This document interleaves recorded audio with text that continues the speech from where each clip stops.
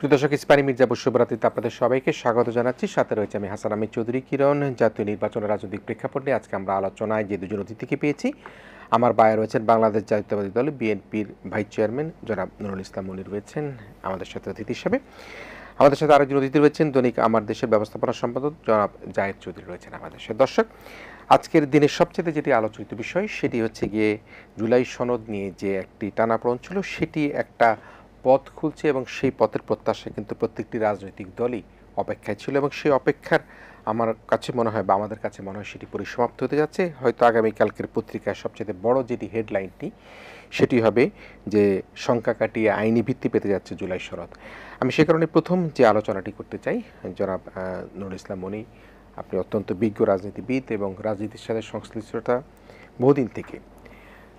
আমরা প্রধান উপদেষ্টাকে যখন জাতিসংঘের ভাষণ দিতে দেখেছি, সেখানে কিন্তু স্পষ্টভাবে ফেব্রুয়ারি নির্বাচন করেছেন এবং বিশেষ করে লন্ডন বৈঠকের সময় কিন্তু আমরা দেখেছি যে ফেব্রুয়ারির যে কাঙ্ক্ষিত নির্বাচন, সেই নির্বাচনের জন্য মানুষ অপেক্ষায় আছে। রোজার পূর্বে নির্বাচন হবে, সেটি নিয়েই কিন্তু আমাদের নির্বাচন কমিশন, আমাদের আইন শৃঙ্খলা রক্ষাকারী বাহিনী সবাই কিন্তু কাজ করছে।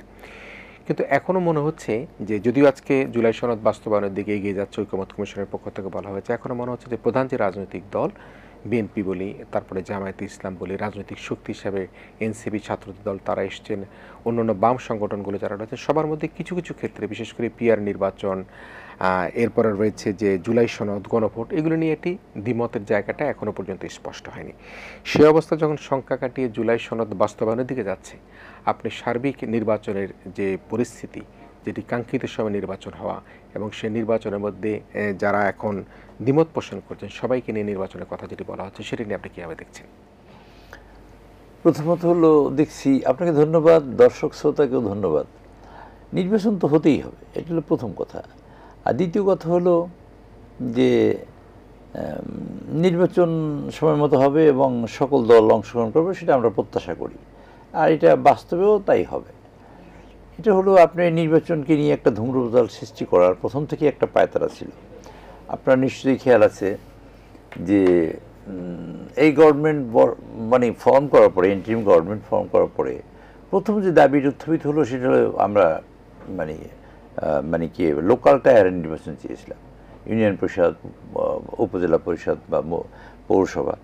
এটা বিষয়টি হলো তারা বুঝে বলেছে না বুঝে বলেছে আমি জানি না, নিশ্চয়ই বুঝে বলেছে এখন মনে হয় তাই, কারণ তারা একটা অবস্ট্যাকল তৈরি করার চেষ্টা করছে সামবডি। তো এখন একটা গভর্নমেন্ট চলে যাওয়ার পরে it must be replaced by another government.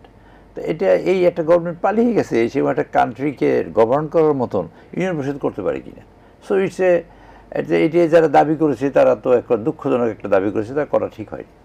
এরপরে আমি দেখলাম গ্রাজুয়ালি দাবি আসা শুরু করলো। এরপরে বললো যে আমরা কনস্টিটিউয়েন্ট অ্যাসেম্বলি আমরা করবো, গণপরিষদ করবো। ফাইন, গণপরিষদ করবেন কি? তখন আসলো যে আমরা কনস্টিটিউশন সব ভেঙে চুরে নতুন করে লিখব। তো কনস্টিটিউশন ভেঙে চুরে নতুন করে লিখেছি, হিউজ জাইগান্টিক টাস্ক। তো এটা তারা হয়তো পরবর্তীতে বুঝছে, বোঝার পরে সেটা বাতিল হয়। বাতিল হওয়ার পরে বললো যে আমরা চাই, সংস্কার চাই, শুরু হলো সংস্কার নিয়ে আলোচনা। তো যখন এই 2-3টে ধাপ আসলো, তখন আমি ধারণা করলাম যে এটা তো it's a kind of Pandora box, যে আপনি প্রত্যেক দিন একটা নতুন করে দাবি নিয়ে আসবেন আর ঢুকতে থাকবে আর আলোচনা হতে থাকবে। এটা তো একটা টাইম ক্ষেপণের একটা অস্ত্র, যে কোনো দিক থেকে হতে পারে। আমি কারো অ্যাসপারশন, আই এম নট মানে গিভিং এনি অ্যাসপারশন টু এনিবডি। আমার বক্তব্য হলো যে এই দাবিগুলো তো আসার কথা না। আর দাবিগুলো আসার কথা, আমরা একটা স্বচ্ছ, একটা ইম্পার্শিয়াল নির্বাচন চাই, সেখানে আমরা সবাই সহযোগিতা করবো। এটা মূল কথা হলে আমাদের কথা থাকতে পারত। তারপরে দেখলাম যে শেখ হাসিনার বিচার হতে হবে, নাহলে আর এদেশে নির্বাচন হতেই দেব না। আচ্ছা, ওকে ভাই, নির্বাচন গেল। আবার দেখলাম কিছুদিন পরে তার যত লোকজন আছে পালিয়ে চলে গেছে, তাদের সকলে নির্বাচন হতে মানে বিচার হতে হবে। এরপরে দেখলাম এর পরবর্তীতে যেমন ধরেন এইটা থেকে এইটা, এইটা থেকে এইটা, মানে from five to fire, fire to ধরেন একেবারে কী বলবো আর, এই একটা দাবি আস্তে আস্তে শেষ পর্যন্ত দেখেন যেটা সংস্কার কমিশনের কোনো এজেন্ডাই ছিল না, সেটা হাজির হলো কি পিআরসি। What is PR? আপনি ভোট ধরেন, আমি আমার এলাকায়, সে সাগরের পরে আমার এলাকা বরগুনায় আমার মানুষ আমাকে ভোট দিয়ে নির্বাচিত করলো, বাড়ি ভোট দিল আমাকে, ধানের শীষে, আমি ধানের শীষের প্রার্থী, আমাকে ভোট দিল। তারেক সাহেব যদি ধরেন দলের নেতা হন, তিনি মনে করলেন মানে দলের নেতা হিসেবে তিনি মনে করলেন যে দিনাজপুর থেকে বা পঞ্চগড় থেকে একটা লোক, যোগ্য মানুষ, তাকে এমপি বানাতে হবে এবং সেটা পার্লামেন্টে গেলে ভালো রিপ্রেজেন্ট করবে দলকে, তো উনি ওনাকে বলেন। এখন আমার এলাকায় স্কুল, কলেজ, রাস্তা ঘাট, পোল, কালভার্ট, মসজিদ, মাদ্রাসা, মন্দির, এতিমখানা, বাজারে, গ্রোথ সেন্টার, উন্নয়ন, বিদ্যুৎ, এ কে করবে? Who will raise this question to the parliament আর টু দ্য গভর্নমেন্ট? হু? এটা হলো একেবারে বেসিক কথা। এরকম বেসিক কথা মানুষকে বোঝানোর জন্য বলছি, বা আমি সকলের বোঝার জন্য বলছি যে এই বেসিক বিষয়টি কে করবে ওনার পক্ষে। এখন ইদানিং ফেসবুকে ঘুরে বেড়াচ্ছে যে ভোট দেব শোন দেবে, এমপি হবে মালদ্বীপ। আবার কেউ কেউ বলছেন একটু স্ল্যাং হইতে যে বিয়ে করবে একজনের, সংসার করবে একজন। বিষয়টা আমাদের বুঝতে হবে, এগুলো হলো deliberately somebody is creating this problem, somebody is raising this questions. Reason হলো যে নির্বাচনকে আইদার ডিফার করা অর এটা বানচাল করা। বানচাল করার প্রসঙ্গে কথা আছে। রেইজের যে যারা রেইজ করছে তারা যেমন ডেমোক্রেসির উদ্ভবই হয়েছে অ্যাকচুয়ালি প্যারিসে, মানে কী বলে, আমি ওই যে আপনার গ্রিসে শুরুটা কিছুটা আংশিক হয়েছে, মূলত ম্যাগনা কার্টা থেকে শুরু হয়েছে। তো ম্যাগনা কার্টা থেকে শুরু হয়ে আপনার ডেমোক্রেসিটা মূল ভিত্তিটা তৈরি করেছে ব্রিটেন, সেটাকে একটা পলিশ রূপ দিয়েছে আব্রাহাম লিঙ্কন বা আমেরিকা। সেইটা সারা পৃথিবীতে চলে কম বেশি, আইদার ডিফারেন্ট ফর্ম। বাট যারা ডেমোক্রেসি এক্সারসাইজ করে, Britain the mother of democracy, আমরা তারা ফলো করি, ব্রিটিশ পার্লামেন্ট মানে সিস্টেমটাকে আমি ফলো করি। তো ব্রিটিশে যদি এই ভর্তা খাইতে মজা লাগতো যে আপনার পিয়ার সিস্টেম, তারা খাইল না কেন? সেটা তো যারা তৈরি করলো তারা খাইল। আবার আমেরিকা ধরেন একটা সেই ডেমোক্রেট আর রিপাবলিকান দুইটা পার্টি আছে, still they are fighting in between two parties. সেখানেও তো এই সিস্টেম নেই, পিয়ার সিস্টেম নেই। 3 নম্বর হলো ধরেন ভারতে দ্য লার্জেস্ট ডেমোক্রেসি তারা বলে, তো ভারতে এই সিস্টেম নেই, কোনো পিয়ার সিস্টেম নাই। তারপরে ধরেন এই যে পিয়ার সিস্টেম নাই, এইসব জায়গায় পিয়ার সিস্টেম তারা তো বুঝতে পারতো পিয়ার সিস্টেম। নেপালের অবস্থা দেখেন, গত 8 বছরে 9 বার সরকার পরিবর্তন হয়েছে। একটা উইক গভর্নমেন্ট বানাবার জন্য, একটা আনস্টেবল গভর্নমেন্ট বানাবার জন্য এগুলো হলো পরিশ্রম করে কিছু কিছু মানুষ, ডেলিবারেটলি করে, আমি বলবো এখন ডেলিবারেটলি, এবং they are being whispered or they are being getting this all kind of informations or these ideas from other countries or some which are interested quarters থেকে এটা পায়, আমি মনে করি তাই। তো সেটা পাওয়ার ফলে হয়েছে কি, we are a very small country with huge population, এই দেশটা বাঁচানোর দায়িত্ব সকলেরই আমি মনে করি। সেই ক্ষেত্রে আমরা এটাকে নিয়ে এমন খেলাধুলা করতে পারি না যাতে এই দেশটা না বাঁচে। একটা ডেমোক্রেটিক নির্বাচন যদি না হয়, আমাদের লোকাল ইনভেস্টমেন্ট হবে না, আমাদের টাকা কয়টা, সব মিলিয়ে এই অংশটা বলতে হবে, এটা ইম্পর্টেন্ট বিষয়। আমাদের সব মিলিয়ে ধরেন $40 বিলিয়ন পাই আমরা গার্মেন্টস, মানে আমাদের টোটাল এক্সপোর্ট থেকে আমরা $40 বিলিয়ন আসে। ব্যাক টু ব্যাক এলসিতে গেলে আমরা 20-22 বিলিয়ন বেশি থাকে না, না না, আমরা 65 বিলিয়ন পাই। আমি 25 বিলিয়ন বাদ দিই বা 15 বিলিয়ন বাদ দিয়ে বললাম, 40 ধরলাম। আমরা রেমিটেন্স থেকে আসি হলো $25 বিলিয়ন, এই টোটাল আমাদের বাইরে থেকে আসা টাকা। এরকম একটা দেশ, 18 কোটি 20 কোটি মানুষের দেশে আমাদের তো প্রথমেই অ্যাড্রেস করা দরকার মানুষকে। মানুষ বাঁচবে কেমন করে, কী খাবে, কি তার লেখাপড়া কোথায় হবে, তার ইনফ্রাস্ট্রাকচারটা কীভাবে বিল্ড আপ হবে। আমরা সেকেন্ড ওয়ার্ল্ড ওয়ারের পরে জাপানের মতো একটা দেশকে আমরা দেখি বাংলাদেশের মতো একটা দেশ, বাট তার 80% ল্যান্ড হলো পাহাড় পর্বত, এটা ওরা ইত্যাদি ইউজ করতে পারে। 20% মানুষ কিন্তু অনেক বসবাস করে, ছোট্ট একটু জায়গারও কিন্তু অনেক ভ্যালু। সেইখানে তারা সেকেন্ড লার্জেস্ট ইকোনমি হয়েছে ইন দ্য ওয়ার্ল্ড। সেই জার্মান আবার ধরেন ইউরোপকে স্যালভেজ করলো আপনার $400 বিলিয়ন দিয়ে কয়েকদিন আগে। তো এইসব লোকেরা সংগঠন দেশ দাঁড়িয়ে গেছে।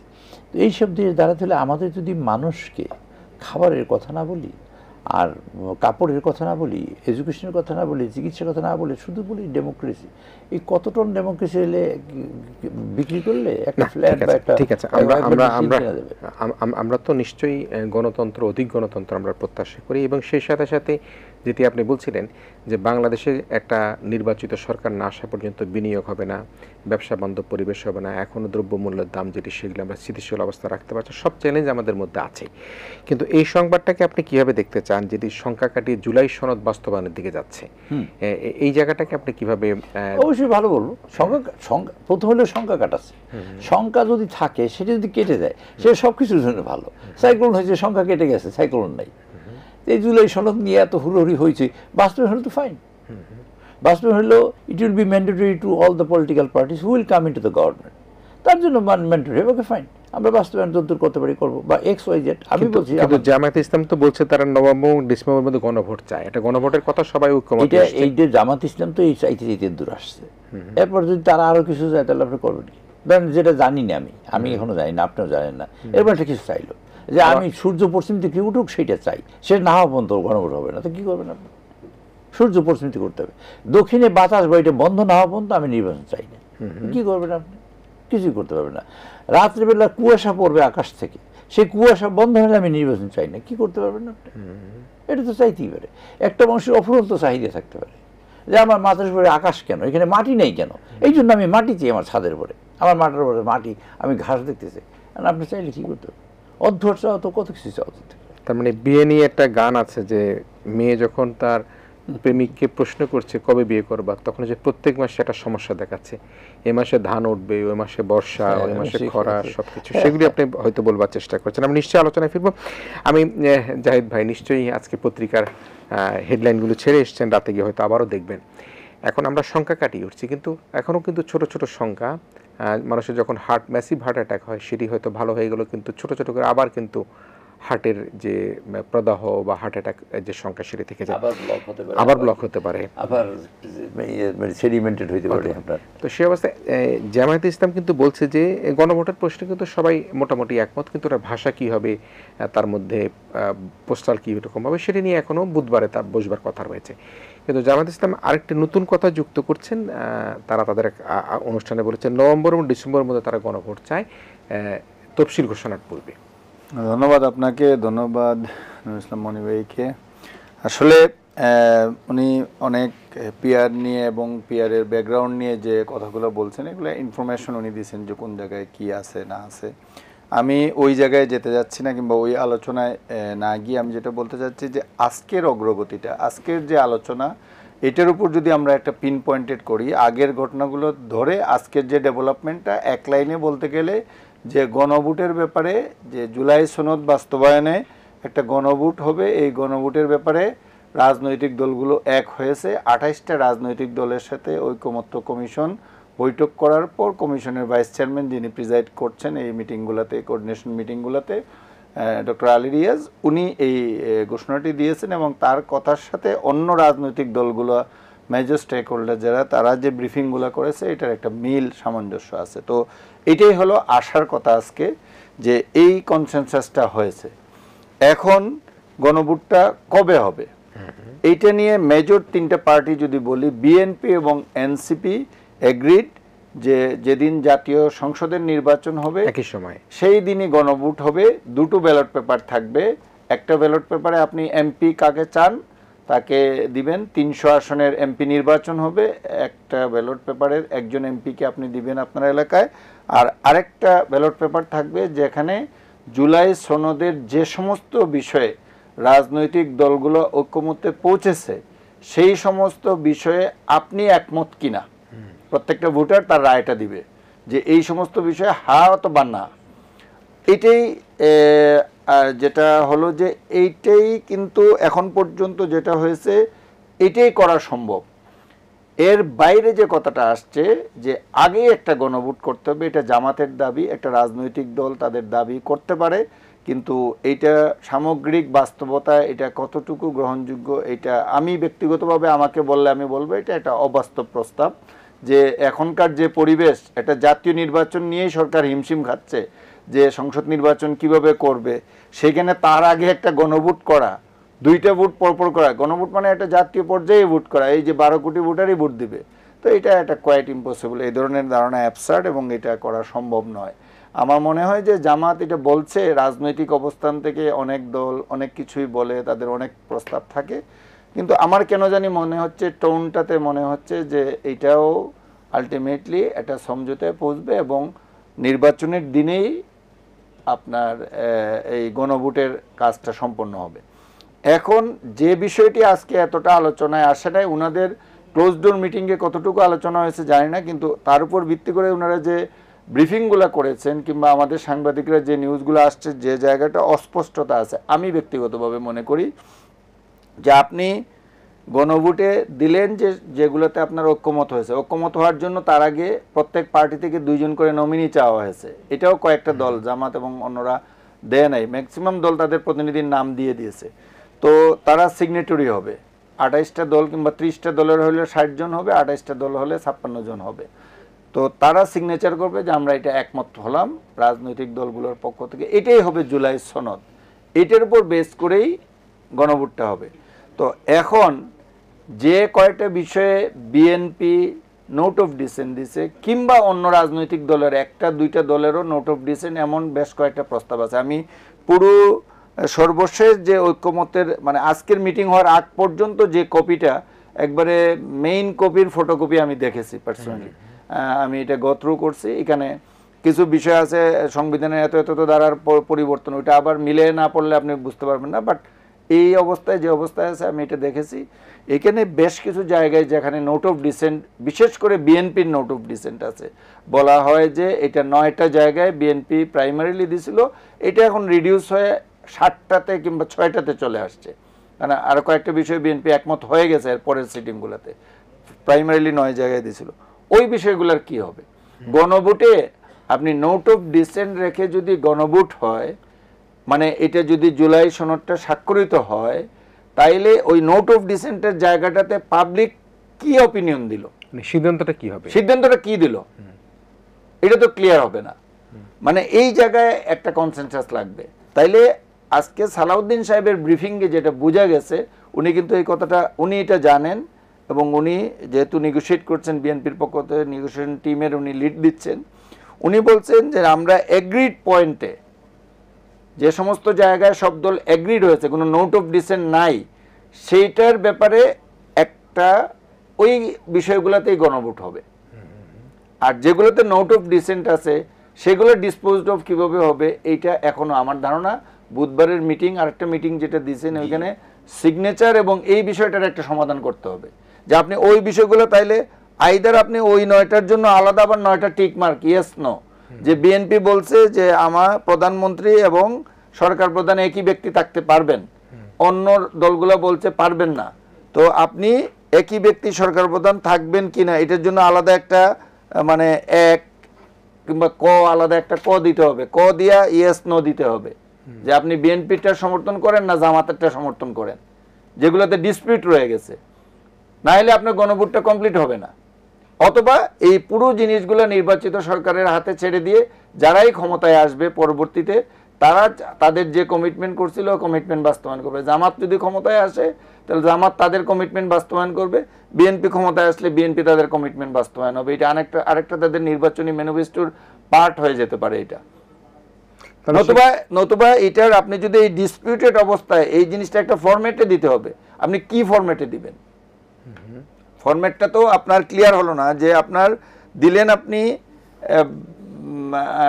যে সরকার প্রধান থাকতে পারবেন না, এখন বিএনপি বলছে থাকতে পারবেন, জামাত বলছে থাকতে পারবেন না, তাহলে মানুষ রায়টা কি দিবে? জুলাই সনদে একমত হলে কোন জায়গায় একমত হলো না? তাহলে প্রক্রিয়াটা জটিল হয়ে গেল না? যদি এটা সমাধান, এটা সালাউদ্দিন সাহেব আগে আরেকটা কথা বলছিলেন যে আমরা চেষ্টা করব এই ডিসপিউট গুলো মিনিমাইজ করে আমাদের নোট অফ ডিসেন্ট গুলো আরো তুলে নিয়ে হয়তো 2-1টা জায়গায় থাকবে, অন্যগুলো হয়তো থাকবে না। গেল এইটা তো একেবারে ডিসাইডেড হতেই হবে, আদারওয়াইজ গণভোট করা যাবে না। আচ্ছা, আরেকটা সবাই তো আর পরীক্ষা দিতে আসবে না। মনি ভাই, আরেকটা বিষয় আমি জাস্ট একটা বিষয় পয়েন্ট আউট করি, বড় বিষয় ছিল এইটা, এবং এখানে কিন্তু এক ধরনের ঐক্যমত হয়েছে এবং এনসিপি কিন্তু এটাতে এগ্রিড হয়েছে।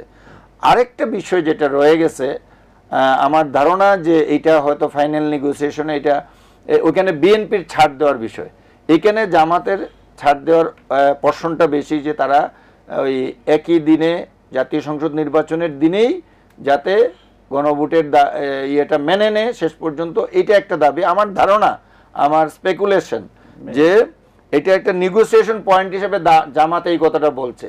তার বিনিময়ে জামাত যেটা বিএনপির কাছ থেকে পেতে চায়, তারা পেতে চায় যে আপার হাউসে প্রপোর্শনেট নির্বাচন, পিআর নির্বাচন, যে আপার হাউসটা হবে, এটা কিন্তু বিএনপি এখনো মেনে নেয়নি। বাট বিএনপির কথায় বার্তায় মনে হচ্ছে যে মেবি তারা কৌশলগত কারণে এটা লাস্ট একটা বড় ইস্যু তাদের হাতে রেখে দিয়েছে, যে ঠিক আছে, এখন সব বিষয়ে সবাই একমত, ঠিক আছে আমি এইটুকু ছাড় দিয়ে দিলাম। আমার মনে হয় যে এইটুকু ছাড় হয়ে গেলে এটার একটা নেগোসিয়েশন হওয়া সম্ভব। অন্য ডিসপিউটগুলা মাইনর ডিসপিউট, হয়তো বিএনপি উইথড্র করবে অথবা জামাত পিছু হটবে, দুইজনের একজন সরে আসতে পারে। এই দুইটা জায়গায় আমি দেখছি যে দৃশ্যমান, এবং এটা যদি তারা একমত হতে না পারে এই জুলাই অভ্যুত্থানের পক্ষের শক্তিগুলা, তাহলে কিন্তু বড় ধরনের ডিজাস্টার নেমে আসবে। জি, মনির ভাই কিছু বলতে চাচ্ছিলেন আপনি? না, বলতে চাচ্ছিলাম যে ওখানে তো একজন ভোটার ভোট দিতে যাওয়ার পরে পরীক্ষা দিতে পারবে না, তার পরীক্ষাটা হা না এর মধ্যে রাখতে হবে, ইয়েস অথবা নো। তো হা না এর মধ্যে থাকতে হলে একটা সলিড কোশ্চেন থাকতে হবে যে আপনি এটা পছন্দ করেন না পছন্দ করেন না, সেখানে ঐকমতের কোনো বিকল্প নেই। আর তাছাড়া হলো একটা হিন্ড্রেন্স ক্রিয়েট করতেই পারেন আপনি একটা যে কোনো কোশ্চেন করে, এটার আবার একটা ফার্দার একটা এক্সপ্লানেশন আছে, ইমপ্লিকেশনও আছে। আপনার হয়তো একটা মোটিভ থাকতে পারে, বা আপনার একটা আলটেরিয়েট থিঙ্কিং থাকতে পারে যে আমি এই জিনিসটা বাস্তবায়ন করতে চাই, এই জন্য আমি এই কাজটা করছি। এতে এযাবৎকাল যেগুলো আমি দাবি দেওয়া দেখেছি তাতে মনে হয় যে তাদের একটা মানে একটা ধরেন হিডেন থিঙ্কিং থাকতে পারে, বা ধরেন যে পতিত সরকার গেছে, পতিত সরকার ঢোকার একটা রাস্তা বাইরে যেতে পারে দিয়ে, বা নিজেরা ক্যাওস কনফিউশন করলাম, ঝগড়ার ফাঁক দিয়ে একজনে ইনফিল্ট্রেট করতে পারে, সেরকম একটা পরিস্থিতি তৈরি করার মতন পরিস্থিতি কিনা সেটা কিন্তু জাতি এখন ভাবা শুরু করেছে। কারণ আমরা 5 তারিখে শেখ হাসিনার একটা মাফিয়া গভর্নমেন্টকে আমরা সরিয়ে দিলাম, বা সবাই মিলে আমাদের যারা ওই সময়ের ঐক্যবদ্ধ শক্তি, বিভাজন হওয়ার কোনো সুযোগ নেই, বা করা উচিতও না বলে মনে করি আমি ব্যক্তিগতভাবে। আর সেটার সুযোগ নাই বলেই তো আমরা ঐক্যবদ্ধ হয়ে এই কাজটা করেছি। তাই আমাদের উনি নেতা যথার্থভাবেই বলেছেন যে আমরা একটা ন্যাশনাল গভর্নমেন্ট করতে চাই। National government anybody can participate over there to contribute to build up the nation. সেখানে জামাত থাকতে পারে, XYZ আমরা সবাই থাকবো, বা XYZ যেই থাকুক যার যেখানে সুবিধা আছে। আবার আপার হাউজের কথাও বলেছেন, এটা আমাদের 31 দফার মধ্যে আছে, আপনি জানেন তো, এটা অনেকবারই কথা হয়েছে। তো এখন সেইখানে আমাদের একটা দেশের মূল জিনিস অনেকগুলো ভেঙে রেখে চলে গেছেন শেখ হাসিনা। আমাদের ডেমোক্রেটিক স্ট্রাকচারটা ভেঙে ফেলেছে। স্ট্রাকচার বলতে অনেক কিছু বুঝে আমি আর বললাম না, ভেঙে ফেলেছে। সোশ্যাল টেক্সচার ভেঙে ফেলেছে, আমাদের ইকোনমিটাকে দুর্বল করে ফেলছে। আমরা এখন ইকোনমি নিয়ে যে বাবা একজনে বলতেছে, মা তুমি তো বাবার সাথে সবসময় ঝগড়া করো, কখনো কি ঐক্যমত হয়েছে কোনো বিষয়ে? বলছে একবার হয়েছি। কবে হইলা? যখন আমার ঘরে আগুন লাগছে তখন সব ঘর পড়ে গেছে, বেরোবার কোনো রাস্তা না পেয়ে আমরা দুইজনই এক পাকঘরের দরজা দিয়ে বের হয়েছি। এটা ঐক্যমত। এটা আর এই ঐক্যমত দেশ যদি না থাকে, দেশ ইকোনমি যদি ভেঙে পড়ে, আমাদের সকল নোজ ডাউন। আপনি বাজারে গেলে এখন জিনিসপত্র আকাশচুম্বী, এখন তো দাম দেখছেন, কাঁচামরিচ 300 টাকা। আপনি সবজির বাজারে গেলে বিরাট অসুবিধা। এই অসুবিধাটা দ্বিতীয় ডেটে সিন্ডিকেট থাকতে পারে। আজকে অর্ধেক হয়ে গেছে কাঁচামরিচ একদিনে। হ্যাঁ, এটা হলো লেটেস্ট ইনফরমেশন আপনাকে বলছি। তো এই যে পরিস্থিতি, ডিমের দাম বেশি, মুরগির দাম এটা, নানান তালের অসুবিধা, এইখানেই মানুষ তো ভোট চিবিয়ে খায় না। আমি ভোট দিতে যাবে না, সেও তো থাকবে দেশে, যে যাবে না, যে কোনো কালে ভোট দেয়ই না সেও তো খাবে। তাই খাবারের কোশ্চেনে যদি আমাদের সিদ্ধান্ত নিতে হয়, এই ঘরটার 4টা খুঁটি, আপনি একটা নিয়ে চলে গেলেন, আমি একটা নিয়ে চলে গেলাম, উনি একটা নিয়ে চলে গেল, ঘরই তো দাঁড়াবে না। এই দেশটা না দাঁড়ালে নেক্সট জেনারেশনকে আমরা জবাব দেবো। আমি একটা মিনিট একটু অ্যাড করতে চাই, যে আমি যেটা বলছিলাম যে গণভোটে আপনি চাইলে যদি আপনার 60টা ডিসপিউটেড জিনিস থেকে যায়, আপনি 60টা কলাম করে 60 জায়গায় ইয়েস নো ব্যবস্থা আপনি করতে পারবেন। Theoretically it is possible, but practically আমাদের দেশের ভোটারদের শিক্ষার যে অবস্থা, যে পরিবেশ পরিস্থিতি, এতে এটা প্রায় অসম্ভব একটা ব্যাপার। এবং সবচেয়ে বড় সমস্যা যেটা হবে, যদি আপনি এটা করতে যান, এমনিতেই আপনার ভোটের সময়টা ডাবল হয়ে যাচ্ছে। 2টা ভোট আপনাকে দিতে হবে গণভোটের জন্য। এর সাথে যদি আরো 7টা টিকমার্কের বিষয় দিতে চান, এবং এইগুলা চিন্তা করে দিতে হবে, অনেকে পড়াই জানে না, মার্কা থেকে ভোট দেয় বাংলাদেশে, এটা বিশাল সংখ্যক ভোটার এইরকম আছে, সে তো জানেই না আপনি ওইখানে কি লিখছেন কি না কি, ওইখানে কি করবে না করবে, সে অনেক সময় নিবে। একটা ভোট দিতে যদি এখন 30 সেকেন্ড লাগে, তখন 5 মিনিট লাগবে। তো তাইলে আপনি ওই যে আমরা ভোটের টাইমিং যেটা করি, ওর 5 গুণ 7 গুণ সময় লাগবে। আসলে এটা একটা জটিল অবস্থার সৃষ্টি হবে, যেটা আমাদের মূল উদ্দেশ্য, মূল নির্বাচনটাকে একটা ব্যাহত বিশৃঙ্খল অবস্থায় নিয়ে যেতে পারে। সুতরাং এর বাইরে আমার মনে হয় আর কিছু চিন্তা, এই যে 2টা পর্যন্ত চিন্তা করছেন যে সংসদ নির্বাচন, পাশে গণভোটের জন্য একটা টিকমার্ক দেওয়া, এই পর্যন্তই থাকাটা উচিত হবে। এর বাইরে কোনো চিন্তা করা মানে এটা একটা প্যান্ডোরা বক্স ওপেন হয়ে যাবে এবং ওইটা পুরো প্রক্রিয়াটাকে একটা নষ্টের নিশ্চয়ই জায়গায় নিশ্চয়ই নিয়ে যাবে। আমরা আলোচনায় ফিরবো। আমাদের সাথে ভেটারান রাজনীতিবিদ বিএনপির ভাইস চেয়ারম্যান জনাব নুরুল ইসলাম মনির রয়েছেন আমার দেশের ব্যবস্থাপনা সম্পাদক জাহিদ চৌধুরী। আমরা একটা জাতীয় নির্বাচনের প্রত্যাশায় রয়েছি, কাঙ্ক্ষিত সময় নির্বাচন হবে, জাতি সেই প্রতীক্ষা রয়েছে এবং রাজনৈতিক দলগুলোও কিন্তু তারা তাদের মধ্যে যে ঐক্যমত সেই ঐক্যমতের জায়গায় কিন্তু তারা মোটামুটিভাবে একটা বিন্দুতে তারা মিলিত হবার চেষ্টা করছে। প্রিয় দর্শক, আমরা ইসমানী মির্জা বশির তার বিরতি নিচ্ছি। আমরা একই আলোচনায় জাতীয় নির্বাচন এবং সমসাময়িক রাজনৈতিক প্রেক্ষাপট নিয়ে অল্প কিছুক্ষণের মধ্যে এই বিরতির পর ফিরে আসছি। ছোট একটা বিরতি নিচ্ছি।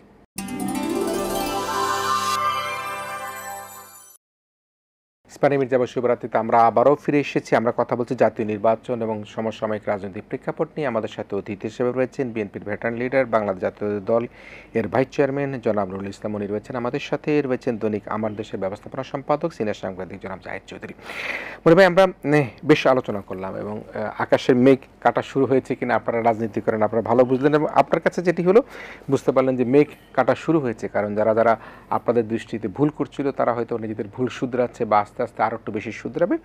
এবং তার মূল কারণ হচ্ছে যে জুলাই সনদ বাস্তবায়নের দিকে যাচ্ছে এবং সেটি গণভোট কী পদ্ধতিতে হবে সেটা নিয়ে এখনও পর্যন্ত সুরা হয়নি। বুধবারে হয়তো বসলে সেটিও হয়ে যাবে। এখন যেটি প্রশ্ন হচ্ছে যে রাজনীতিতে ফিরে আসা না আসা নিয়ে, যে পতিত আওয়ামী সরকার এতগুলি ছাত্র জনতাকে হত্যা করলো, দেশ থেকে পালিয়ে গেল এবং সরাসরি হেলিকপ্টার থেকে গুলি করলো। আজকে দেখেছি যে চিফ প্রসিকিউটর সাহেব বলছেন যে তাদের বিচার দ্রুতই হতে যাচ্ছে। আমার কাছে প্রথম যে জিজ্ঞাসাটি, যে এই বিচার প্রক্রিয়া কত দ্রুত হলে মনে করি যে দেশের মানুষের মধ্যে, রাজনীতিবিদদের মধ্যে, যারা শহীদ হয়েছে তাদের পরিবারের মধ্যে স্বস্তি আসবে এবং এই দলটির ভবিষ্যৎ কি? যে দলটি, যে পতিত সরকার এই দেশ থেকে চলে গিয়েছে, পালিয়ে গিয়েছে, তাদের ভবিষ্যৎ কি? একদিক থেকে যেমন বললে, প্রথমত হলো যে প্রশ্ন আপনি করেছেন সেটা হলো যে কত দ্রুত বিচার হলে এইসব দেশে, মানে মান দেশের বা জুলাই যোদ্ধারা বা আহত যারা হয়েছে বা এই দেশের মানসিক কি প্রত্যাশা সেটা পূরণ কতটুকু হবে। বিষয়টা হলো যে এটার বিচার হতেই হবে, গভর্নমেন্টে যে আসুক। বিচারিক প্রক্রিয়া একটা লম্বা। ট্রাইব্যুনাল হচ্ছে খুব অচিরেই একটা তো শেখ হাসিনার বিরুদ্ধে একটা তো সাক্ষী শেষ হয়েছে, হয়তো অচিরেই রায় হবে। এগুলা হওয়া উচিত, কারণ দেশের 58 জন 57 জন সরকারি, মানে কি বলে, এই দেশের আর্মির যে অফিসাররা, আর্মি অফিসাররা মারা গেছে 58 জন। পৃথিবীর কোনো যুদ্ধে এত আর্মি অফিসার একসাথে একদিনে মারা যায়। তো এটা একটা বিরাট ধ্বংস হয়ে গেছে বাংলাদেশের। এই ধ্বংসের হাত থেকে বাঁচার জন্য শেখ হাসিনার একটা বিচার হওয়া উচিত খুব কঠোরভাবে। আর্মি অফিসার মারা গেছে বিডিআর কারণে, যে জন্য এটা হয়েছে। এবং শেখ হাসিনা সেখানে দাওয়াত থাকার পরে সে নিজেই ক্যান্সেল করেছে, আমি যাবো না। She knows everything. এটা হলো, এটা গেস করি। আর পত্রপত্রিকায়, টেলিভিশনে, ইউটিউবে তো আমরা দেখি এখন অনেক কিছু। এদেশে ইকোনমিটা ভেঙে ফেলেছে, এর জন্য তো বিচার হওয়া উচিত। এদেশে মানুষকে গুলি করে মেরেছে, হেলিকপ্টার থেকে, বিচার হওয়া উচিত। আয়নাঘর করেছে, তার জন্য বিচার। মানুষ গুম করেছে। আমি এক ভদ্রমহিলা একদিন বলতেছিল, আচ্ছা আমার সন্তান গুম হয়েছে, আমি কি বলে কাঁদবো, আল্লাহর কাছে কি দোয়া করবো? সে মারা গেছে, আল্লাহ বেহেশত নসিব করো, না ফিরে আসো, কি বলে কাঁদবে কি বলে সেটা সে জানে না। এটা তো একটা ভয়াবহ। আরেকজন বলেছে, আরেকজনের কথা শুনেছি, আমার একেবারে হৃদয় রক্তক্ষরণ হয়েছে। বলছে, আমরা ছিলাম মশার খাদ্য, হাত বাঁধা, টয়লেটে বসছি, আমরা উঠতে পারি না, মশায় কামড়াচ্ছে, দেখছি মশা খেয়ে পাশে বসে আছে, কিছুই করার, আমরা ছিলাম মশার খাদ্য, কিছু করতে পারি না। এইসব অত্যাচার করে একটা গভর্নমেন্টে টিকে থাকার যে চেষ্টা করেছে, ইকোনমিটাকে ভেঙে ফেলার চেষ্টা করেছে। আর মূল যে কাজটা হয়েছে, ক্ষতিটা হয়েছে আমাদের ডেমোক্রেসিটার ক্ষতি হয়েছে, পুরোটা আমাদের সার্বভৌমত্বের ক্ষতি হয়েছে, আমাদের স্বাধীনতারও ক্ষতি হয়েছে অনেকখানি। আমরা একটা সাবসার্ভেন্ট কান্ট্রির মতন একটা পর্যায়ে এসে দাঁড়িয়েছিলাম। Somebody will dictate, we will follow. তো এইরকম একটা পরিস্থিতি এসে দাঁড়াই গেছিলো। আল্লাহ মাফ করেছে, আল্লাহ বাঁচিয়েছে। সো সেই ক্ষেত্রে বিচার একান্তই হওয়া উচিত। কবে হবে, কতদিনে হবে, সেটা তো আমি নির্ধারিত করে বলতে পারবো না, তবে যত দ্রুত হয় তত মঙ্গল। এটা একটা দিক। আর দ্বিতীয় জন্য কি প্রশ্ন করলেন, রাজনৈতিক ভবিষ্যৎ কি সেই দলটির? এই দলটির রাজনৈতিক ভবিষ্যৎ, এত অপরাধ করেছে, এতই অপরাধ করেছে, এরকম দলের রাজনীতি এমনি করা উচিত না, কোনো দেশই করা। যেমন হিটলারের দল, নাৎসি দল পৃথিবীতে কোথাও রাজনীতি করে না, ফ্যাসিস্টরা করে না, রাজনীতি করতে পারে না। আমি তো মনে করি এই জমানায়, এই 20 শতাব্দীতে এরকম একটা কাজ হতে পারে একটা কোনো দেশে, সেটা তো অকল্পনীয়। পৃথিবীর কোনো দেশে এরকম একটা নিষ্ঠুর গভর্নমেন্ট কোথাও বসতে আমি যাই না, আপনি নিরাপদ না, আমি নিরাপদ। আমি একটা সাধারণ মানুষ হিসেবে ধরেন, আমি তো রাজনীতি করি, সেটা অন্য কথা। আমি একজন সাধারণ মানুষ, বাজারে খেটে করে খাই, আমি নিরাপদ না। আমি ফোনে কথা বলি না। কোথায় কোন তালতলি না জানি আমতলিতে কোথায় এক মহিলা একটা স্ট্যাটাস দিয়েছে, 3 বছরের রেজাল্ট তার। কোথায় কনক সরোয়ার বক্তৃতা দেয় আমেরিকায় বসে, তার বোনকে ধরে নিয়ে ছোটখাটো বাচ্চা। এ কি কোনো মানুষই করে নাকি? কোনো গভর্নমেন্ট এরকম করতে পারে নাকি? এটা তো বাড়ি বুঝি ঝড় হলে তো মানুষ এরকম অপরাধ করতে পারে না যে আমি পাশে বাড়ির লোকটাকে ধরে নিয়ে আসবো। একটা সমগ্র দেশটাকে এরকম আষ্টে পৃষ্ঠে বেঁধে মাকড়সা জালের মতন, এটা খুবই অন্যায় হয়েছে। একটা ডেমোক্রেটিক মানুষের একটা নর্মাল সে থাকে। আমি যে স্বাভাবিক মানুষের 2টা জিনিস থাকে কি জানেন? একটা মানুষ আশা থাকে, এটা একটা জিনিস থাকে, আর মানুষের চিন্তা করার একটা শক্তি থাকতে হবে। সব মানুষ চিন্তা করে, কিন্তু সেই চিন্তাটার একটা বহিঃপ্রকাশ থাকতে মানুষ বহিঃপ্রকাশ করতে পারে না। আর আশাটা শেষ হয়ে গেছিলো এখানে আশাটা ছিল সামনে, শেখ হাসিনা কতগুলো গুন্ডা পালতো। তাই মানুষ মনে করতো গুন্ডা পাললে টাকা পাওয়া যায়, গুন্ডা পাললে চুরি করা যায়, গুন্ডা পাললে শক্তি কাটানো যায়, প্রশাসনকে ধমক দেওয়া যায়, স্থানীয় লোকজনকে ধমক দেওয়া যায়। ফলে ইয়াং জেনারেশনের মধ্যে গুন্ডা হওয়ার প্রবণতা বাড়ছে, লেখাপড়ার প্রবণতা নাই। এই জন্য লেখাপড়ার মধ্যে হাঁসের প্যাক প্যাক, ব্যাঙের লাফালাফি, স্লোগান, এগুলো শেখানো হচ্ছে ক্লাসে। তো একটা জাতিকে শেষ করার জন্য যতগুলো রাস্তা ছিল, সকল রাস্তাই ভদ্রমহিলা নিয়ে আসছে এখানে। এই যে ভদ্রমহিলা বলি, কথায় মুখে আসে মানুষকে ভদ্রমহিলা বলা উচিত, কিন্তু একটা মাফিয়া মানুষকে কি বলতে পারি, কি শব্দ দিয়ে ডিনোট করলে মানুষ খুশি হবে আমি জানি না, আই ডোন্ট নো। বাট এই কাজটা তিনি করেছেন। একটা জাতির সব কিছু আপনি নষ্ট করেন, আপনি শিক্ষাটাকে নষ্ট করবেন, এই জন্য আপনি অটোমেশন দেবেন, আপনি এডুকেশনটাকে আপনি ব্যাঙের প্যাকের মধ্যে নিয়ে যাবেন। আচ্ছা, এগুলো করে অ্যাকচুয়ালি যে কাজটা করেছে তা হলো এই জাতিটাকে আর একটা দিক করেছে। দেখেন, আবার সরাসরি সারা দেশে, আমি কেবল এলাকা থেকে আসছি গতকালকে, 8-9 দিন এলাকা ছিলাম। আবার যে মানে প্রকোপ, সেটা আপনি ভাবতে পারবেন না, ফেন্সিডিলের প্রকোপ। তা আমাদের সাবেক এমপি, আমাদের যে এমপি, তার কাজ ছিল ওইখানে 3টা নদীর মুখ থেকে যত ট্রলার ফেন্সিডিল নিয়ে আসবে তা পাচার করে এদিকে দেয়া। 5 জনের একটা সিন্ডিকেট ছিল সারা বাংলাদেশে। হেডের ভাই হাসাবদুল্লাহ একজন কর্নেল বক্তৃতা দিয়েছে, আমি সেটি দেখে তারপর আমি তার থেকে বলছি, নোট করেছি। এবং 19 ছিলেন ওইটার দায়িত্বে। আবার ওনার 3টা গাড়ি কিনেছেন, এমপি স্ত্রীটাকে আবার ওই মোদির ছেলের সাথে না জানি কার সাথে, তার সাথে সম্পর্ক করে এখানে বানিয়ে আসে আবার আমার এলাকায় ডিস্ট্রিবিউশন করতে, 3টা থানা। এটা তার কাজ। এইরকম একটা জাতি হতে পারে নাকি? ইয়াং মানুষরা, একটা মানুষ MA পাস করলো, সে কোনো লেখাপড়া জানলো না, না বাংলা, না ইংরেজি, না উর্দু, না ফার্সি, কিছুই জানে না, না অঙ্ক জানে, কিছু জানে। ফলে একটা মানুষ প্রত্যেকদিন সকালবেলা ঘুম থেকে উঠে একটা চাকরি কেমনে পাবে? 500 দরখাস্ত করলো, কোনো দরখাস্তই কাজ হয় না। আপনি একটা ইন্টারভিউ নেওয়ার পর আপনি যদি ফিল করেন he is not fit for that post, or he is not at all educated, how you will appoint him? এটা একটা ডিসিশন থাকে। ফলে হয়েছে কি, এরকম একটা লোক চাকরি না পাওয়ার পরে সে কী করতে পারে? একটা লোকের বয়স ধরুন 26 বা 27, এরকম বয়সে তুমি পাস করে ফেললো, সে তার জীবনে কোনো কিছু করতে পারে না। তখন সে অন্ধকার পথে পা করে। অন্ধকারে ফেলাবার জন্য এই জাতিটাকে এমন হেন ফাঁদ পেতেছে, সে ফাঁদে পড়তেই হবে। সমগ্র ইয়াং জেনারেশন এই ফাঁদে পড়েছে। আপনি কিন্তু একটা খেয়াল করবেন, আপনার জুলাই আমরা যে বৈষম্য বিরোধী আন্দোলন কে করেছে? কয়েকজন বেকারে মিলে করেছে। আমার চাকরি আপনি নিয়ে যাবেন কেন? আমি বেকার মানুষ, বুঝলেন কিন্তু কথাটা। শুরুটা তো বেকারত্ব থেকে, শুরুটা তো ওইখান থেকে, যেখান থেকে যে আমার খাদ্যের, আমার বাসস্থানে, যে কথা আমি আপনাকে একটু আগে বলেছি, আমার কোনো নিশ্চয়তা নেই, ইকোনমিক নিশ্চয়তা নাই। আমি কি করব আমি জানি না, আমি এন্টারপ্রিনিয়র না, আমি কোনো প্রডিউস করি না কিছুই, আমি কিছুই কাজ পারি না। আমি কি করব? আমি একটা কাজ করতে পারি, পরীক্ষা দেব। জাপানের লোকেরা ব্রিজ বানাবে, সেটা বানাক গিয়ে। জাপানের লোকেরা মেট্রো রেল বানাবে, সেটা বানাক গিয়ে। পদ্মা ব্রিজে কত খুঁটি কত লম্বা, এই মুখস্থ করে পরীক্ষা দিলাম, বিশেষ পাস করে যাবো। এগুলো আমাদের দেশে লেখাপড়া, এইখানে নিয়ে আসছে লেখাপড়াটাকে, অ্যাকচুয়ালি নিয়ে আসছে। আমাদের ইঞ্জিনিয়ার কাজে লাগে যে ওই গভীরতা মাপবে, লম্বা আছে কতটুকু, চড়া, তারা করে গেছে তারা। এইটা কর্মমুখী শিক্ষার খুব একটা বেশি কর্মমুখী শিক্ষা নাই, একদম শূন্য জায়গায় নিয়ে আসছে। তো ফলে এই মানুষগুলোকে কোথাও যাওয়ার কোনো জায়গা রাখে নাই।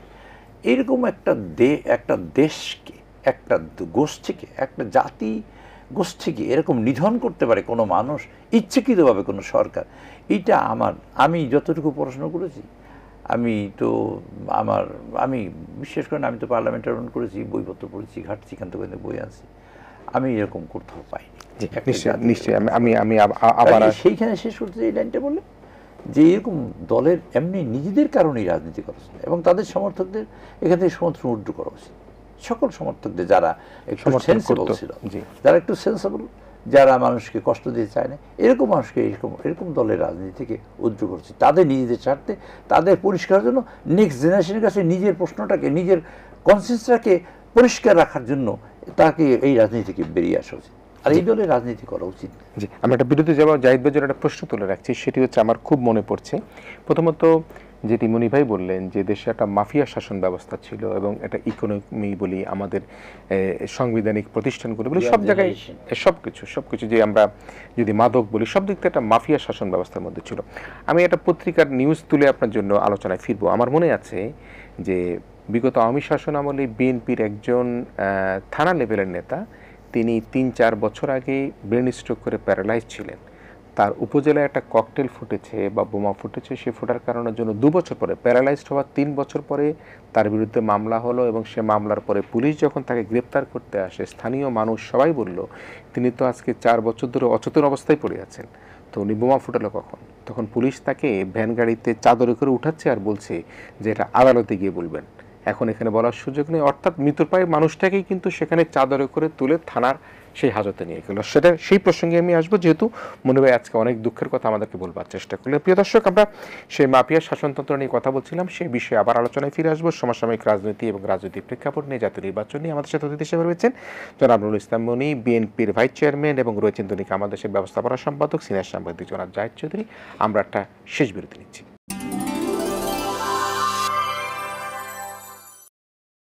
ইসমাইল মির্জা শুভরাত্রিতে আপনাদেরকে আবারও স্বাগত জানাচ্ছি। শেষ মুহূর্তের আলোচনায় আমরা আবারও যুক্ত হয়েছি। বিএনপির vice chairman, veteran leader Nurul Islam Moni রয়েছেন, দৈনিক আমার দেশের ব্যবস্থাপনা সম্পাদক সিনিয়র সাংবাদিক জনাব জাহিদ চৌধুরী রয়েছেন। আমরা আলোচনাটা তুলে রেখেছিলাম দর্শকদের আবারও মনে করার সুবিধার্থে আমি বলছি যে একজন মামলার আসামি 4 বছর ধরে তিনি প্যারালাইজড ছিলেন এবং মামলাটা হয়েছে তিনি প্যারালাইজড হওয়ার পরে, এবং তাকে চাদর দিয়ে উঠিয়ে থানা হাজতে নেওয়া হয়েছে। এবং বিরতির মধ্যে আমরা কথা বলেছিলাম যে বিগত শাসন আমলে মৃত ব্যক্তির নামে মামলা হয়েছে, প্রবাসী অবস্থাকালীন থাকায় মামলা হয়েছে, স্বামীর নামে মামলা হয়েছে, স্বামীকে খুঁজে না পেয়ে স্ত্রীকে নিয়ে গিয়েছে, ছেলের বিরুদ্ধে মামলা হয়েছে, ছেলেকে না পেয়ে মা বাবাকে ধরে নিয়ে গেছে। এই যে একটা মাফিয়াতন্ত্রের যে শাসন ব্যবস্থা ছিল, সেই সময়কার সেই শাসন ব্যবস্থা নিয়ে শেষ বিশ্লেষণে জাহিদ ভাই যদি এটা আপনি বিশ্লেষণ করেন। আসলে আপনি কয়েকটা ঘটনা বললেন। আওয়ামী লীগ তো তার শাসনের অর্ধেকটাই চালিয়েছে হাইকোর্টের উপর এবং কোর্টগুলোর উপর, আদালতের উপর বন্দুক রেখে, আদালতের মাধ্যমে। এবং ঢাকার যদি সিএমএম কোর্টের কথা বলে, আমাকেও কোর্টের বারান্দায় দৌড়াদৌড়ি করতে হয়েছে। আপনি জানেন যে আমার দেশ সম্পাদক মাহমুদুর রহমানের নামে 125টা মামলা দিয়েছে, মাত্র কিছুই না। উনি তো শুধু লেখালেখি করছেন, এর বাইরে কিন্তু উনি কিছু করেন নাই। কাউরে বন্দুক দিয়ে মারতেও যায় নাই, ইট নিয়েও ঢিল মারতে যায় নাই, কিন্তু তার গাড়ি ভাঙার মামলাও তার নামে দেওয়া হয়েছে। সুতরাং এইটা দেখার জন্য, জানার জন্য আমার মনে হয় এই বিশেষ কোনো ঘটনা বলার দরকার নেই। এবং আপনি জানেন যে ওই 18 নির্বাচনের পরে যে ঘটনাগুলো ঘটেছিল নির্বাচনকে কেন্দ্র করে, যে তারা কত 400 মামলা দিয়েছিল, যে টোটালি এটা ইনভেস্টিগেট করে যে ঘটনা ঘটেই নাই, কেউ জানেই না, যে দিয়ে দিল যে আপনার গাড়ি ভাঙা হয়েছে, বোমা মেরেছে, গায়েবী মামলা, যেটা গায়েবী মামলা নামে পরিচিতি পেয়েছিল। সুতরাং এই ইতিহাস, মানে এইটা সংখ্যা দিয়ে বিচার করে কিংবা এইটা একটা বলে, যারা একটু ওয়াকিবহাল, যারা জানেন, তারা এই আওয়ামী লীগের এই দুঃশাসনের বিষয় নিয়ে, যেটা মনি ভাই যেটা বলছিলেন, আমাদের অন্যান্য ইস্যুর নিচে আসলে এই মূল ইস্যুগুলা 16.5 বছরের যে অত্যাচার, নির্যাতন, গুম, খুন, এগুলো অনেকটা চাপা পড়ে যাচ্ছে। বাংলাদেশের মানুষ খুবই বিস্মৃতিপ্রবণ, খুব তাড়াতাড়ি ভুলে যায় ঘটনাগুলা, এবং নতুন নতুন ইস্যু আসে, এগুলা নিয়ে আলোচনা, এগুলা নিয়ে জমে যায়। যে মুহূর্তে হাসিনার এই স্বৈরাচার নিয়ে মিডিয়ার পাতায় আলোচনা জমজমাট থাকার কথা ছিল, সেই সময় আমরা জামাত, বিএনপি কিংবা জুলাই আন্দোলনের যারা স্টেক হোল্ডার, তাদের মধ্যে মারামারি, তাদের মধ্যে ভাগবাটোরা, তাদের মধ্যে এইগুলো নিয়ে আমরা রিপোর্ট দেখছি, এগুলো নিয়ে কথাবার্তা বেশি হচ্ছে, কিংবা অন্যান্য ইস্যু নিয়ে আওয়ামী লীগকে ফিরে আনা ঠিক কি ঠিক নয়, এগুলো নিয়ে আলোচনা। খুবই দুঃখজনক ঘটনা যে এতগুলো তরুণ প্রাণ দিল, 1400 ছাত্র যুবক প্রাণ দিল সবার চোখের সামনে, দগদগে, মানে লাইভ এভিডেন্স যেটাকে বলা হয়, যে আমরা যারা এখানে আছি, যারা বাংলাদেশে তখন অবস্থান করছিলাম, তারা ওই 36 জুলাই, মানে জুলাইয়ের 36 দিনে, জুলাই এবং আগস্টের 5 তারিখ পর্যন্ত এই 36 দিনের ঘটনা আমরা চোখের সামনে যারা দেখেছি, তারপরেও আমরা কিভাবে এগুলো ভুলে যাই? এবং আপনি যেটা বলছিলেন যে আওয়ামী লীগ কিংবা শেখ হাসিনা বাংলাদেশে ফ্যাসিস্ট শাসনের পতন করছে, এটা একটা যেটাকে বলা হয়, এটা এখন একটা গালির মতো হয়ে গেছে, মেটিকুলাস পদ্ধতিতে, অন্য কারণে হয়েছে, এটা একটা সমালোচনা। খুবই মেটিকুলাস ওয়েতে একটা টার্ম, ইংরেজি টার্মের ক্ষেত্রে এত বাংলায় এত সুন্দর পাওয়া যায় না, খুবই পরিকল্পিত উপায়, নিপুণভাবে এই ফ্যাসিবাদকে কায়েম করা হয়েছে। এবং আমাদের প্রতিবেশী দেশ ভারতের পরিকল্পনায়, নেপথ্যে থেকে, সহযোগিতায় হাসিনা তার ক্ষমতাকে পাকাপোক্ত করার জন্য বাংলাদেশে এই ফ্যাসিবাদী শাসন, বাংলাদেশের মানুষের উপর এই অত্যাচার, নির্যাতন, গুম, খুন এবং যত কিছু বলেন আপনি, টাকা পাচার, বাংলাদেশের ব্যাংকগুলোকে ফুকলা করে দেয়া, একবারে পাচার করে, এখন এগুলা প্রতিটি ঘটনা এখন দিবালোকের মতো স্পষ্ট। এবং জুলাই আন্দোলনে যে হত্যাকাণ্ড সংগঠিত হয়েছে, যে গণহত্যা সংগঠিত হয়েছে, সাপ্লায় যে গণহত্যা সংগঠিত হয়েছে, বিডিআর মেসাকারে যে গণহত্যা সংগঠিত হয়েছে, এগুলোর তো এভিডেন্সের আর এখন অভাব নেই। এবং আপনারা জানেন যে আদালতে 69টি এভিডেন্স জমা দেওয়া হয়েছিল একদিনে ট্রাইব্যুনালে, যেখানে শেখ হাসিনার বিচার চলছে। এইখানে তার যে অডিও রেকর্ডগুলা, আপনি জানেন যে হাসানুল হক ইনুর সাথে তার একটা কনভারসেশন শুনলে গা শিউরে ওঠে, কিভাবে তারা পরিকল্পনা করছিলেন যে আমরা এখন একটু জঙ্গি কার্ডটা খেলে দেই। এটা কিন্তু আগস্টের 4 তারিখে এসে এই পরিকল্পনা তারা করছেন, যে এই মুহূর্তে ওনারা খুব সাবলীলভাবে, স্বাভাবিক ইয়েতে, যে এখন এই কার্ডটা খেলে দেই, জঙ্গি কার্ডটা, তাইলে এটা দিয়ে চালাই দিতে পারবো। গুলির অর্ডার দিচ্ছেন উনি, ওনার পিএস কে বলছেন, মিলিটারি সেক্রেটারি কে বলছেন। এই অনেকগুলো ছাপা হয়েছে।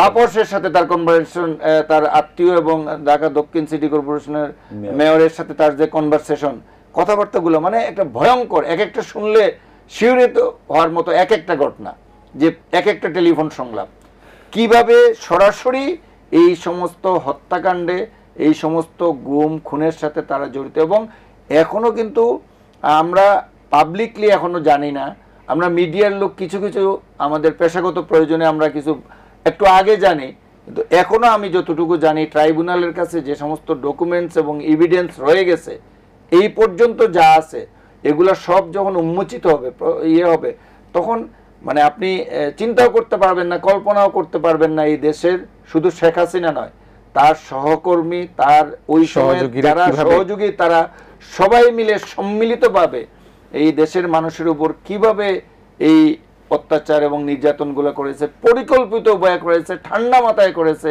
এক একটা খুন কিভাবে করা হয়েছে গুম করার পরে। এই ইলিয়াস আলী গুমের ঘটনাটা, ওই দিনও আপনার চিফ প্রসিকিউটর দেখছিলাম যে আমেরিকায় উনি গিয়েছিলেন, নিউ ইয়র্কে একটা টেলিভিশন চ্যানেলকে বলছিলেন যে আমাদের হাতে যে এভিডেন্স আছে, উনি একটা অংশ বিশেষ শোনাচ্ছিলেন যে যারা তাকে ধরে নিয়ে গেছিল তারা সাক্ষী দিয়েছে, তাদেরকে অলরেডি ইন্টারোগেট করা হয়েছে, র্যাবের এই রম লোককে, র্যাবের এই টিমের সদস্যদের ইন্টারোগেট করে পাওয়া গেছে যে কিভাবে তাকে তুলে নিয়ে যাওয়া হয়েছিল, ওই টিমের সদস্য ছিল। এবং সে বলেছে যে আমরা মৃত্যুর পর তাকে হত্যা করা হয়েছে, কিন্তু হত্যার পর ডেড বডি কি করা হয়েছে এই জায়গাটুকু আমি জানি না, এটা অন্যরা জানে, অন্য লোকেরা জানে, সেই লোকটাকে আইডেন্টিফাই করা যায়নি। তো এরকম ইনফরমেশন দিচ্ছিলেন। তো এগুলো কিন্তু যারা ঘটনা ঘটিয়েছে তারা পর্যন্ত এখন স্বীকার করছে, এভিডেন্স চলে আসছে, যথেষ্ট এভিডেন্স আছে যেগুলিতে মনে করেন আর সাক্ষী প্রমাণ দিয়ে আর তার বিচারের জন্য। এখন আওয়ামী লীগ যে কথাটা আপনি বলছিলেন, এটা তো আমরা বললাম রাষ্ট্র হিসেবে, প্রধানমন্ত্রী হিসেবে শেখ হাসিনা যা করছিলেন, দল হিসেবে আওয়ামী লীগ কোন পর্যায়ে তার এই দায়িত্বগুলো এড়িয়ে যেতে পারবে না। কারণ ওই আমি যে টেলিফোন সংলাপের কথাগুলো বললাম, এবং এটা দেখেন, এটা কিন্তু জাতিসংঘের তদন্ত দল অনুসন্ধান করে ফরেনসিক এভিডেন্সের মাধ্যমে, এটা কিন্তু এমনিতে বলে দিলাম আমি আপনি একটা বানিয়ে ফেললাম এরকম কিন্তু কোনো সুযোগ নাই এটার। এটা তারা প্রমাণ করেছে, আল জাজিরা করেছে, বিবিসি করেছে, ফিনান্সিয়াল টাইমস করেছে, তারা ইন্ডিভিজুয়ালি ফরেনসিক টেস্ট করে দেখেছে যে এই অডিওগুলা কারেক্ট এবং এগুলোর মধ্যে কোনো ফেব্রিকেশন নাই। মানে আন্তর্জাতিকভাবে এতগুলো সংগঠন এগুলোর ফরেনসিক টেস্ট করে দেখেছে, সবগুলোর করে নাই, কিছু নমুনা হিসেবে যেগুলো করেছে প্রত্যেকটার সত্যতা পেয়েছে। এই একটা পরিস্থিতির সৃষ্টি করা হয়েছিল, এইটার দল হিসেবে আওয়ামী লীগের লোকেরা এর সাথে জড়িত ছিল, তারা আলাপ আলোচনা করে, সরা পরামর্শ করে সিদ্ধান্ত নিয়েছে। শুধু তাই নয়, আমরা জুলাই বিপ্লবের সময় দেখেছি যে আওয়ামী লীগ এবং তার অঙ্গ সংগঠনের নেতারা যেভাবে প্রকাশ্যে অস্ত্র হাতে নিয়ে ছাত্রদের উপর গুলি চালিয়েছে, হেলমেট বাহিনী থেকে শুরু করে যুবলীগ, পাশাপাশি ছাত্রলীগ, পুলিশ সহ একসাথে যেটা করেছে, নিশ্চয়ই আমরা আপনার বিশ্লেষণের জন্য কি ধন্যবাদ জানাচ্ছি। আপনি অনেক ধরনের বিশ্লেষণ এখানে করেছেন। ইলিয়াস আলী কিভাবে গুম হয়েছে, কিভাবে তাকে হত্যা করার পরিকল্পনা, তাদের সাক্ষী প্রমাণ আছে, এবং আমরা খুবই মনে করি যে যত দ্রুত সম্ভব অপরাধীদেরকে চিহ্নিত করে শাস্তির আওতায় নিয়ে আসবে। আমি দু একটা বিষয় বলেই এর সময় শেষ। মনি ভাই, আপনার কাছে বেশি আলোচনা করবার সুযোগ আর পাচ্ছি না। আমার মনে আছে যে পত্রিকার পাতায় খুলে দেখেছি যে মামলা করা হতো, মনে করেন আপনার জেলায়, উপজেলায় বা আপনার এলাকায় ওই কমিটিতে কারা আছে সেই টাইপ করা লিস্টটা নিয়ে, সেই লিস্টটা দেখে মামলা 1 2 3 করে প্রথমে নুরুল ইসলাম মনি, তারপরে শুরু করে মামলা করে দেওয়া হতো। জায়েদ ভাইয়ের মনে থাকবার কথা যে বিএনপির মহাসচিব মির্জা ফখরুল ইসলাম স্যার, তাকে কিন্তু প্রেস ক্লাবে এক রাতে আটক ছিল। সেই রাতে আপনারা সেখানে অবরুদ্ধ ছিলেন। কিভাবে তিনি গেলেন, ময়লার গাড়ি পোড়ানোর জন্য তার বিরুদ্ধে মামলা করা হলো। এই যে হাস্যকর বিষয়গুলো তৈরি করে দিয়ে বাংলাদেশে গুম, খুন, হত্যা, রাহাজানের যে রাজনীতি করে এগুলো, আপনি শেষ মুহূর্তে আপনি কি এটি মনে করেন আগামীতে যারা ক্ষমতায় আসবেন, নিশ্চয়ই আমরা মনে করি বিএনপি একটি বড় দল, তারা সম্ভাবনা দেখছি, মানুষের উজ্জ্বল সম্ভাবনা সাথে দেখাতে, তাদের জন্য এই পূর্ববর্তী শেখ হাসিনার ফ্যাসিজম থেকে তারা কি ধরনের অভিজ্ঞতা অর্জন করতে পারে, শিক্ষা নিতে পারে? শেখ হাসিনার কাছ থেকে অভিজ্ঞতা অর্জন তো দুঃখজনক, সেটা দুঃখজনক অভিজ্ঞতা, সেটি যাতে না ঘটে, এটা তো প্রত্যেকেরই দায়িত্ব। আমাদের নেতা তারেক সাহেব বলেছেন যে কোনো গভর্নমেন্ট, উনি বলছেন যদি আমরা যদি গভর্নমেন্টে যাই আমরা আইন করবো যাতে 2 টার্মের বেশি কোনো মানুষ গভর্নমেন্ট থাকবে না। এটা একটা তৃতীয় বিশ্ব কোনো নেতা কিন্তু বলেন না, একমাত্র তারেক সাহেব ছাড়াই। এটা একটা বিষয়। আমি 2-3টা বিষয় বলতে চাই যে এটা ইম্পর্টেন্ট, জানা দরকার।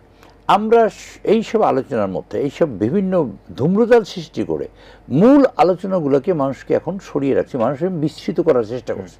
এটা কিন্তু জাতির জন্য একটা বিরাট ক্ষতিকর আইটেম, যে জাতি যেন এটা জানে, প্রত্যেক দিনই যার জানা উচিত যে তার কি পরিমাণ অত্যাচার করেছে এবং কোন কোন ফর্মে করেছে, এটা মানুষের জানা দরকার।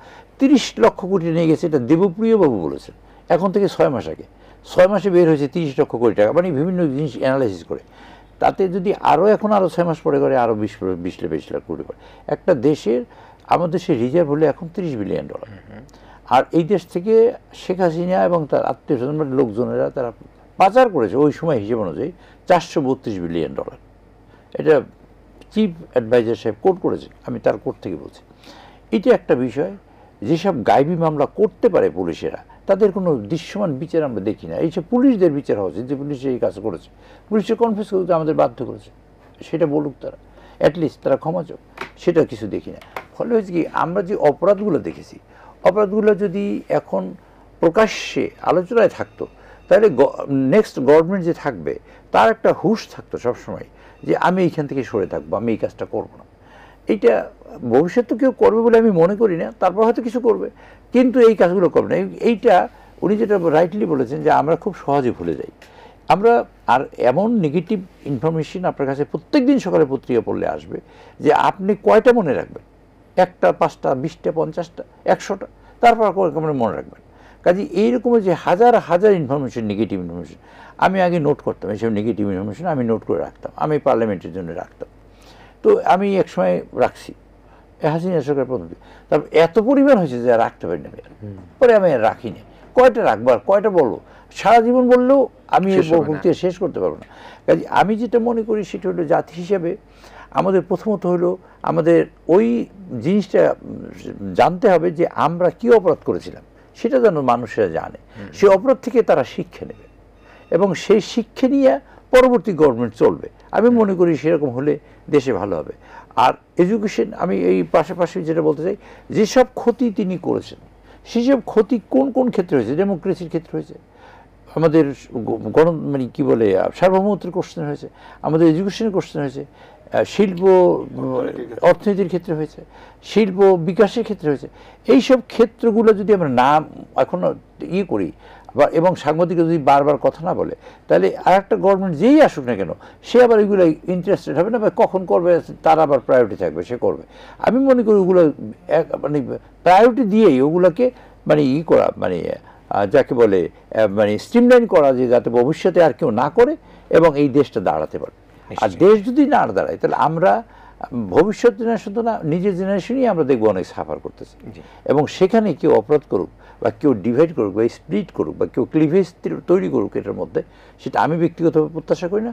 যারা করেন, আমি আপনার মাধ্যমে তাদের কাছে বিনয়ের সাথে অনুরোধ করতে চাই যেন সেখান থেকে তারা ফিরে আসে। নিশ্চয়ই নিশ্চয়ই, এবং আমি দেশটা বাঁচাবার দায়িত্ব সকলে, নিশ্চয়ই এবং আমি আমরা সবাই মিলে দেশটাকে গড়ি। বাঁচাতে চাই। আমি দারুণভাবে ধন্যবাদ জানাই জনাব নুরুল ইসলাম মনি, সাংবাদিক জাহিদ চৌধুরী। আপনাদেরকে আমরা একটা শুভ লক্ষণের দিকে এগিয়ে যাচ্ছি এবং সেই লক্ষণের মধ্যে দিয়ে আমাদেরকে মনে রাখতে হবে পতিত আওয়ামী সরকার তার 15-16 বছরের শাসন আমলে যে অন্যায়, অত্যাচার, গুম, খুন, হত্যা, অর্থ পাচার থেকে আরম্ভ করে বাংলাদেশের সাংবিধানিক প্রতিষ্ঠানগুলোকে যেভাবে ধ্বংস করে দিয়ে গিয়েছে, আমরা আগামীর রাজনীতিতে যারা ক্ষমতায় আসবে, জনগণ যাদেরকে রাষ্ট্র দেশ পরিচালনার দায়িত্ব দেবে, তাদেরকে অবশ্যই মনে রাখতে হবে যাতে আর কোনোভাবে শেখ হাসিনার মতো কোনো গণরস্যে পড়ে এই দেশের কোনো সরকারকে, সরকার প্রধানকে বা আওয়ামী লীগের মতো কোনো রাজনৈতিক দলকে বাংলাদেশ থেকে বিতাড়িত না হয়। সেটি থেকে আমরা অবশ্যই সেই ধরনের শিক্ষা গ্রহণ করব এবং আমরা সবাইকে অভিনন্দন জানাই। প্রত্যেকটি অনুষ্ঠানেই যারা আগামীর রাজনীতিতে আসবেন তাদের প্রতি অভিনন্দন রইল। একটি সুষ্ঠু, সুন্দর, গ্রহণযোগ্য নির্বাচনের মধ্যে দিয়ে আমরা জনগণ যেখানে ভোট দিতে পারবে সেটি হচ্ছে গিয়ে আমাদের সবচেয়ে বড় প্রত্যাশা। সে প্রত্যাশিত জায়গায়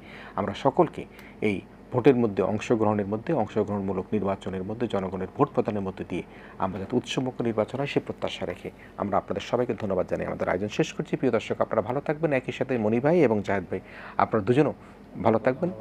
প্রিয় দর্শক, অনেক ধন্যবাদ। প্রিয় দর্শক, ধন্যবাদ। জি, নিশ্চয়ই বিশেষভাবে নুরুল ইসলাম মনি ভাই, আপনার এলাকার জনগণের জন্য ধন্যবাদ। একটু 30 সেকেন্ড বলবেন কিনা এলাকার জনগণকে?